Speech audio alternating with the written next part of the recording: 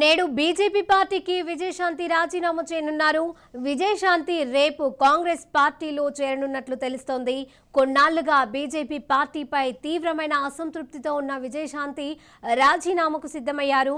ఇప్పటికే Twitter, Facebook ప్రొఫైల్లో మార్చినట్లు విజయశాంతి మోడీతో కలిసి ఉన్న డీపీని కూడా తొలగించారు. ఇక ఇదే అంశానికి సంబంధించిన పూర్తి సమాచారం మా ప్రతినిధి స్వప్న అందజేస్తారు. స్వప్న, చెప్పండి. గత కొన్ని నెలలుగా ఈ టాపిక్ నడుస్తుంది. కోమటిరెడ్డి రాజగోపాల్ రెడ్డి, వివేక్, అదేవిధంగా విజయశాంతి, కొండా విశ్వేశ్వరరెడ్డి మొదటి నుంచి కూడా ఎలక్షన్స్ టైం ముందు నుంచి కూడా వీళ్ళు పార్టీ మారబోతున్నారు అనేటువంటి చర్చ అయితే నడుస్తూనే వచ్చింది. ఒక్కొక్కరిగా పార్టీ వీడి వెళ్ళారు రాజగోపాల్ రెడ్డి అండ్ వివేక్. ఆ తర్వాత విజయశాంతి పలుమార్లు ట్వీట్ చేస్తుంది. అంటే నేను బీజేపీలో ఉన్నానా, లేదా నా కార్యకర్తలు ఏం కోరుకుంటున్నారు, నేను ఎంపీగా పోటీ చేయాలనుకుంటున్నారా, లేదా కాంగ్రెస్ నుంచి కాంగ్రెస్ బెటరా, ఎలా పోరాటం చేయాలి, నా కార్యకర్తలు ఏమనుకుంటారు, ఇలా తను ట్విట్లలో నేను బీజేపీలో ఉన్నాను, బీజేపీలో లేను అంటే రెండు అర్థాలు వచ్చే విధంగా తను కొన్ని రోజులుగా ట్వీట్ చేస్తూ వస్తుంది.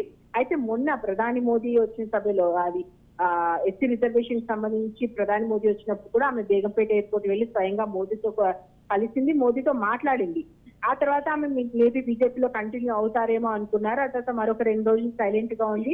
ఇక మొన్న తన డీపీ మొత్తం కూడా అంటే తన ఎక్స్ సంబంధించి కానీ వాట్సాప్ సంబంధించి కానీ తన ఎక్కడెక్కడైతే సోషల్ మీడియాలో ఉందో అక్కడ మోదీకి సంబంధించినటువంటి డీపీని, బీజేపీకి సంబంధించినటువంటి డీపీలు అన్నిటిని కూడా తొలగించింది. కేవలం తాను ఒక పోరాటం చేస్తున్నటువంటి యోధురాలుగా ఉన్నటువంటి పిక్స్ మాత్రమే అక్కడ పెట్టడం జరిగింది. సో ఓవరాల్ గా ఇప్పటి వరకు బీజేపీకి మనకు ఒకసారి విజయశాంతిని తీసుకుంటే ముందు ఆమెను ఎప్పుడైతే స్టార్ క్యాంపెయిన్ లిస్ట్ అనౌన్స్ చేశారో ఆ లిస్ట్ సమయంలో కూడా తన పేరును అనౌన్స్ చేయలేదు. ఎందుకంటే తను ఏ టైంలోనైనా పార్టీ మారుతుందని చెప్పేసి బీజేపీ నాయకులే భావించారు. కానీ ఆ తర్వాత లేదు, నేను బీజేపీలో ఉంటాను అని ఆమె చెప్పడంతో మళ్ళీ స్టార్ క్యాంపెయినర్ లిస్ట్ ఒకటి మళ్ళీ స్పెషల్ గా తన కోసం, రఘునందన్ కోసం వేసి మళ్ళీ లిస్ట్ ప్రకటించారు. కానీ ఆ తర్వాత ఆమె మళ్ళీ వెంటనే లేదు, నేను ప్రచారం చేయడానికి సిద్ధంగా లేను, నా అనారోగ్య కారణాల వల్ల అని చెప్పడం జరిగింది. అని మళ్ళీ ఆ తర్వాత లేదు, మోదీని కలిసిన తర్వాత అంటే ఇలా తాను డెసిషన్ తీసుకోవడంలో చాలా ల్యాగ్ చేసినట్టుగా మనకు అనిపించింది. అంటే ఎలా వెళ్ళాలా వద్దా అనేటువంటి మీమాంసలో చివరి వరకు ఉంది. మొన్న కాంగ్రెస్ కి సంబంధించినటువంటి నేత మల్లు రవి చెప్పిన దాని ప్రకారం ఆమె కాంగ్రెస్ లో జాయిన్ అవబోతుంది, ఖచ్చితంగా వస్తాననేటువంటి సంకేతాలు మాకు ఇచ్చిందని చెప్పారు. దాంతో అందరూ కూడా ఆమె వెళ్ళిపోతుంది అనుకున్నారు. కానీ అనూహ్యంగా మళ్ళీ ఆ నెక్స్ట్ డేనే మోడీని కలవడం జరిగింది.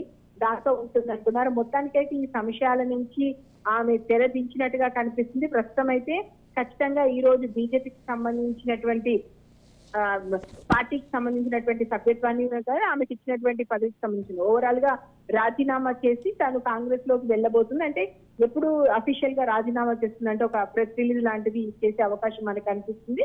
అదేవిధంగా కాంగ్రెస్ లో ఎప్పుడు మరి ఏ ముహూర్తం చూసుకుంటుంది, ఎప్పుడు జాయిన్ అవుతుంది అనేది చూడాలి.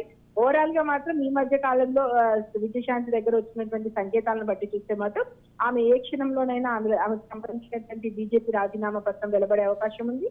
ఎట్ ది సేమ్ టైం ఆమె కాంగ్రెస్ లోకి వెళ్లేటువంటి అవకాశాలు కూడా కనిపిస్తున్నాయి. Right, thank you Swapna.